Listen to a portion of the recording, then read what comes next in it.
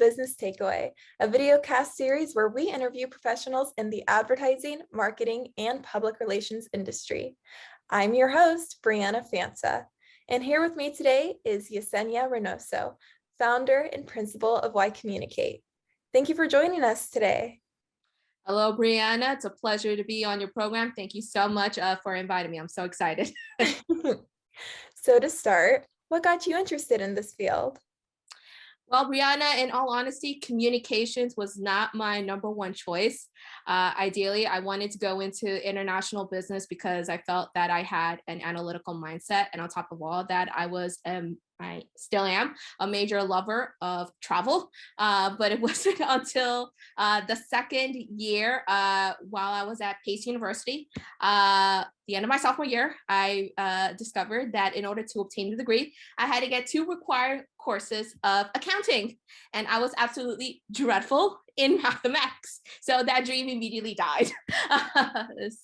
I ended up going to a field where I knew that I had a decent set of writing and speaking skills, and I absolutely loved storytelling ever since I was a child. And so I wanted to bring that mentality over to a career. And so that's where communications came into play, and I decided to pursue in that arena. I completely understand the whole mathematics bit. I think a lot of us experience that in college where we go to pursue one thing and then change up directions. I mean, I could echo those sentiments right there. So could you talk a little about your job experiences post-college and before you founded Why Communicate? Sure. So I have a multi versatile career. I've been blessed to work in corporate communications, mainly in-house for over 10 years. I've worked in both the for-profit and nonprofit sector. So I've been blessed to work in a variety of industries such as cinema advertising, health and wellness, business development, events, sales, and so forth. And I've learned throughout the course of my corporate communications career, just how not only fascinating it is to be involved in the strategic input, but also the amplification and execution of a variety of initiatives within the corporate communications umbrella. I think it's really safe to say that, regardless of whatever industry you go into, corporate communications is a necessity for every business. You cannot do storytelling if you don't have PR. And so I knew that, coming in, I wanted to, again, bring in that storytelling element and figure out some of the ways that I wanted to help clients and organizations bring that storytelling element to life. And so all of those past experiences that I had from Times Square Alliance, National Cinema Media, Global Kids, so forth, paved the way over to Why Communicate, which is a small communications entity that I founded during the pandemic in June 2021, which assists clients in establishing and maximizing their brand reputation, voice, and identity through in-house corporate comms. So could you expand a little bit more about your business idea for Why Communicate? Sure. So Why Communicate is pretty, a fascinating little entity. Basically, we are a PR department. We have a heartbeat of a PR department. We have a mindset of a PR department, and we are a PR department. We're not an agency. And I think that is one of the very unique facets that sets us apart. We really want to help clients and organizations build and solidify PR departments. Obviously, throughout the evolution of our industry, but recently during the COVID-19 pandemic, many businesses had to rescind due to operational or financial purposes, motives for them to hire either an outside PR agency or an independent practitioner. And so in order for them to get the communications across, they have to do it in-house. And so that's where Why Communicate comes to play. We want to be the academy for in-house corporate communications. We want to give the tools and the resources for clients and for organizations to not only build their PR departments from within utilizing corporate comms, but also give them the give them the encouragement, the motivation, and the voice needed for them to tell their story in a way that's highly authentic and credible. Obviously, as you can see throughout our industry right now, and we have to be blunt about this, the public perception among the general public regarding the mainstream media and public relations in general is very much on the negative. It's pretty much on the negative side. Many people just plain out don't trust the media or PR departments, and so that is also another element of why communicate. We are basically going to reinvent, re-emphasize, and re-revolutionize the way we think and talk communications. We're going to bring back the core element as to why we communicate in the first place. That's awesome. I love that emphasis. So how do you market your business? Well, right now I am basically like a solopreneur, like in the rookie stages. And so I'm still trying to figure that out right now as I navigate through this brand new arena called entrepreneurship.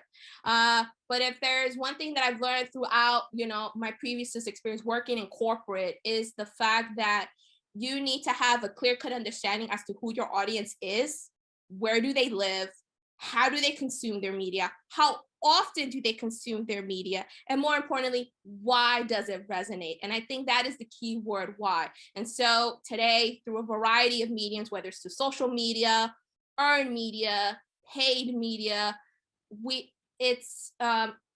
companies now are going to have to figure out ways as to how to get that messaging across. And so for me personally, when I try to market my business, I go wherever my audience goes. If my audience lives, let's say, on Instagram or TikTok, that is where I'm going to promote and do many different types of content, whether it's images, videos, or a variety of multimedia.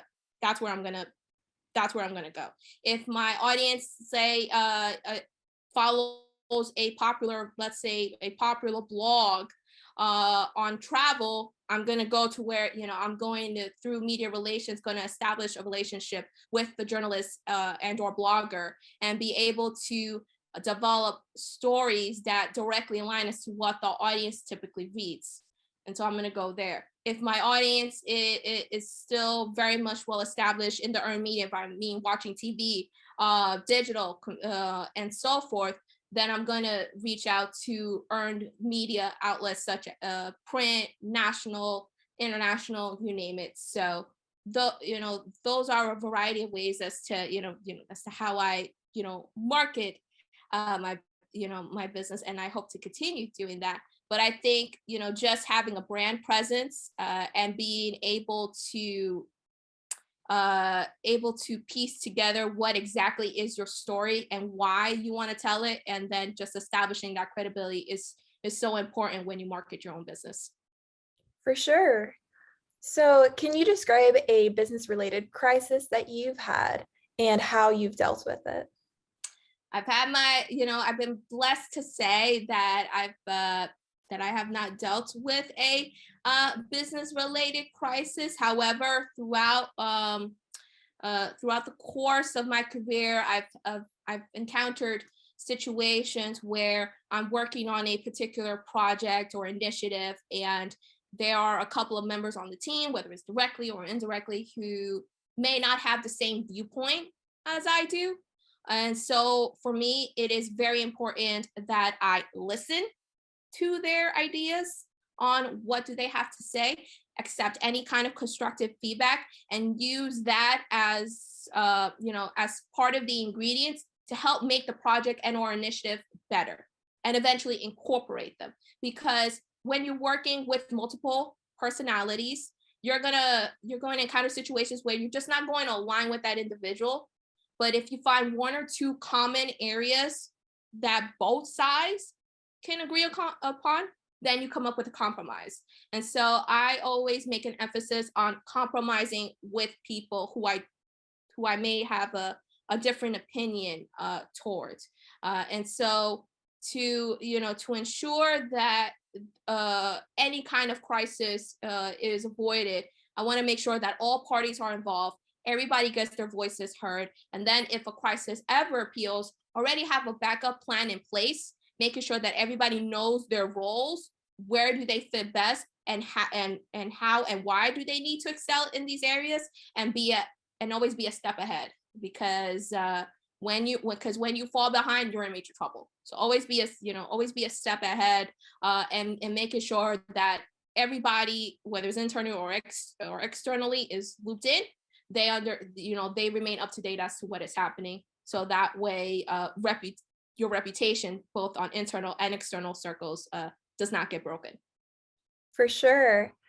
So leaning toward your beginning experiences, what would you say are the biggest mistakes that first-time business owners make, and how can they avoid them? I think one of the biggest mistakes that I have learned right off the bat is not knowing your worth. I think, many people in today's market, try to figure out as to how much they're exactly worth, and sometimes either put it either too low or too high. And so when I'm starting out, and I'm still learning through this today, I have a tendency of pricing of doing things a little bit on the low side, and I need to realize that I know my worth, I know my value, I know what I can bring to the table. And so I think it's really important to find an area in the middle where you are able to basically put whatever services or products that you have out there, put it on the average line, but also be firm in what you sell, because your experience, your expertise, and your passion is what's going to help you get new business. And so that is one mistake that I have learned. I think another one is doing things, putting too much on a plate. I think for businesses, you have to basically select one or two key arenas for you to focus on, instead of focusing on everything on a plate. Because if you juggle a whole lot of projects, and if it doesn't work out, or you get burned out, then your entire ecosystem collapses. So that's also another thing that I've learned, is just to focus on little by little, and eventually get to where the bigger goal is. Yeah, I totally understand how those could be major difficulties starting out. What other advice can you give to starting entrepreneurs? I think other advice that I could give to starting entrepreneurs is if you have a dream, pursue it. There's going to be people out there who are not going to be in alignment with what you bring to the table. There's going to be people who are going to be tearing you down. Doesn't matter. In the end, is if you feel in your heart that this is a multi-million-dollar idea, multi-billion-dollar, whatever it is you can think of, and this is something that is going to change lives, is going to help people, because that's what business is all about. Whatever you put out there is to help people solve their problems. And that's how I look at it when I'm building Why Communicate. Is I'm not building this for me. I'm building this for everybody. This is for you. And so I want you to be able to utilize Why Communicate for your needs. If it were not for that, I'll probably be continuing, doing my respective ventures in corporate America. So be real, be true to yourself, pursue your dreams, listen, and be ready to learn and receive constructive feedback, because constructive feedback and learning from your failures are going to be major keys in the pursuit of your ultimate success. Great advice. Could you give an example of a successful PR campaign or client work that you've done, and why you think it was successful, or if there's anything that you maybe would have changed?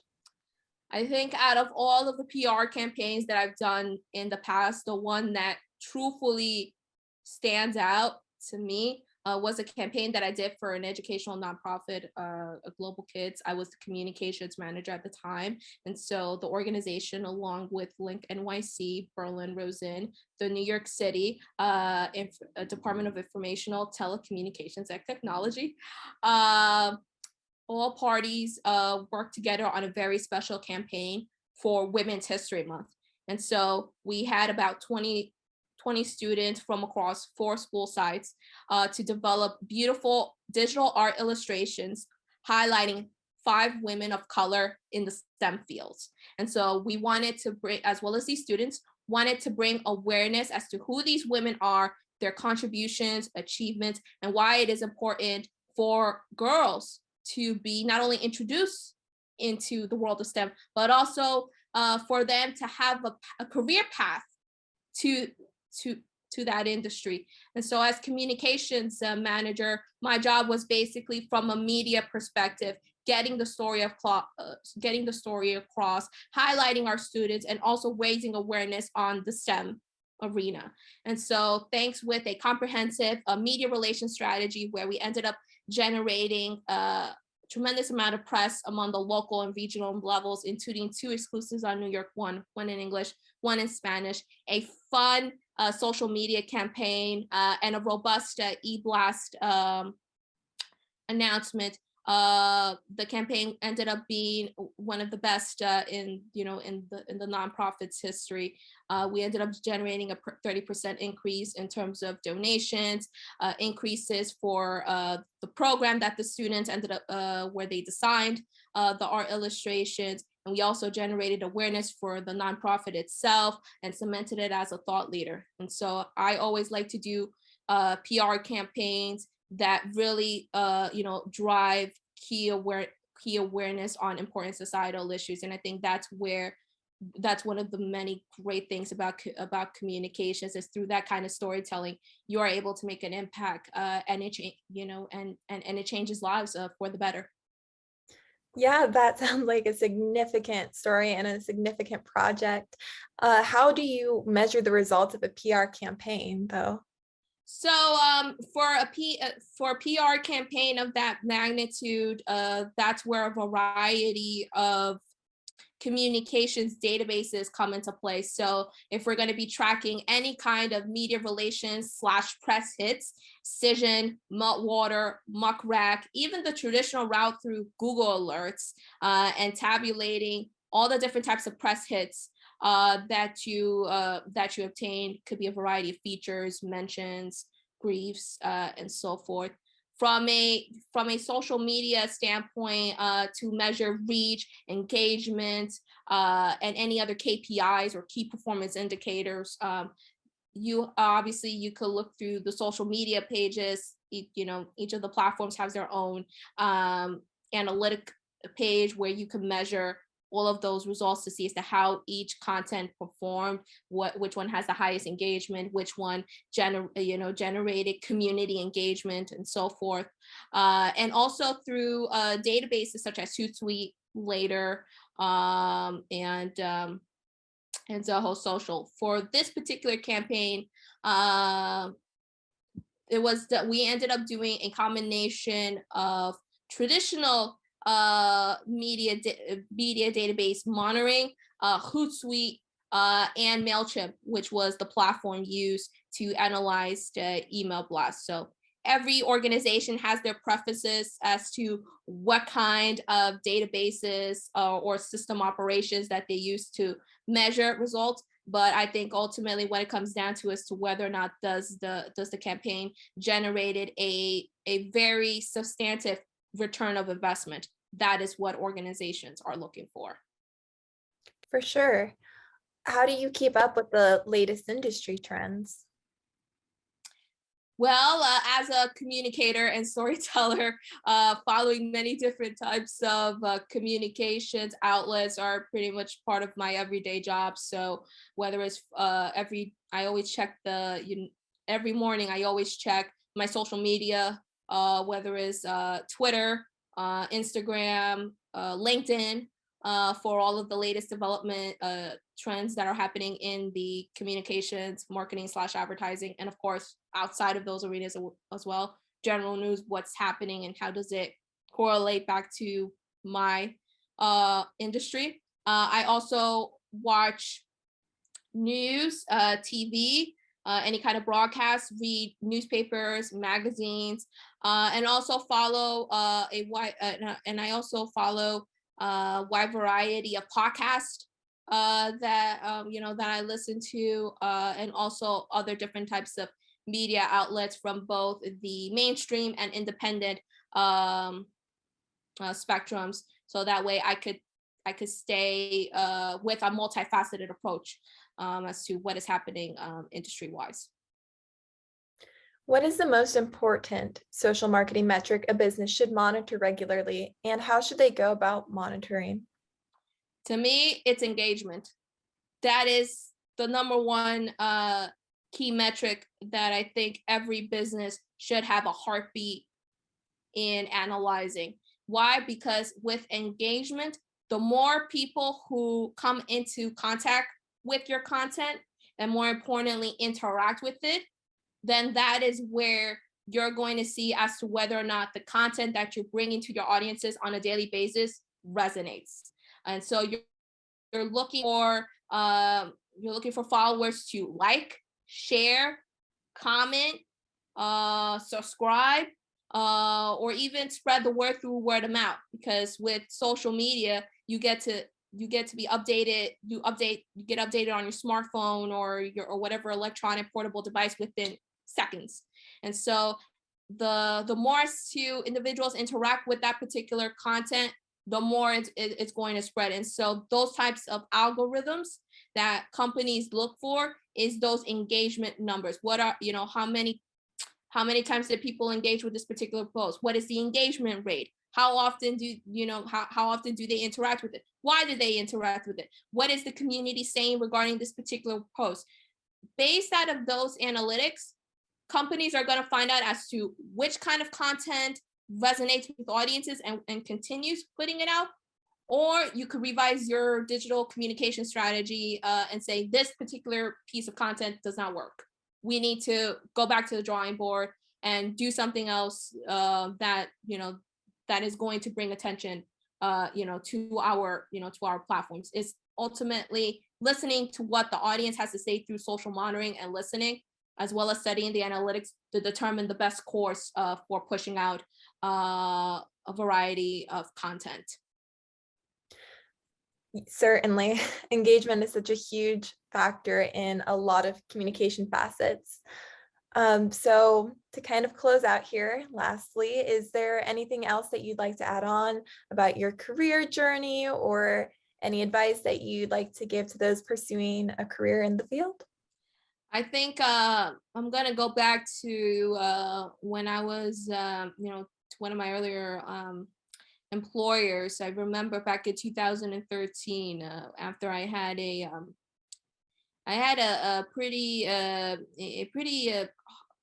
hard meeting with one of my direct supervisors, and I ended up seeing my second direct supervisor, who at the time was the VP of corporate communications. She's no longer there, but she gave me one of the biggest advices that I have forever taken with me throughout my career. And that is perception is reality. The way as to how people see, how they see/view and or hear about you is what people automatically are going to think about you. We always have a mentality to judge people based on what we see and or hear in front of us, without getting to know without getting to know someone or the product or the service better. But I think when it comes to communications, perception is reality, because 98% of everything we see and hear is news. If you take out the S in the word news, you get the word new. And that's what communication is all about. Everything that is new, that is hot, is going to stay relevant in the news cycle. And so when you adapt the perception is reality, when people listen and or consume a different type of story or message, people are gonna consume that message, and it's up to them to ultimately decide as to whether or not do they believe in it or they not. And so perception is key for businesses today if they want to establish their credibility and make sure to earn the trust of the public. And so with everything that is going on now today, you can clearly see as to why when people perceive something that is real or it is not, then you clearly understand that we as PR professionals have all the power. We have the power to shapeshift perceptions and perspectives, and we can create any kind of messaging that is either going to resonate with audiences in a good or a bad way. And so we need to understand that power and be able to develop, again, storytelling and emphasize the why component to ensure that people are getting the facts correctly, and more importantly, informing, because that's our job. We have to inform and tell the story the way that should be correctly perceived. That is absolutely correct. I think there's a lot of that is really valuable. So thank you again for sharing that. I really appreciate it. Not a problem. And again, Breanna, for somebody, such as yourself, who is young, and as well as all of the viewers who are watching here, especially those who are just about to wrap up their college experience, I think it's really important for you to obviously know your voice, have a clear personal branding as to who you are, view yourselves as a brand or service, because that's what you are now. You have a multitude of skill sets, tangible and intangible assets that either companies are looking for, or if you are an entrepreneur and ready to launch on your own, feel free to do so. But I think it's really important, for all individuals to make sure to stand out in this arena. We're not looking for standardization. We're looking for specialization. Be as unique as possible. Make your own personal brand stand out, and continue being that unique, because again, nobody likes things to stay the same. It's time for things to be bold, different, and authentic. For sure. I appreciate that. Thank you again. Not a problem. And that concludes today's interview. So thank you, Yesenia, for sharing your story, your experiences as well.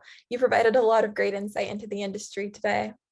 Thank you so much, Breanna. It was a pleasure being here with you this evening, and as well as to the entire community. I hope that everybody enjoys the interview.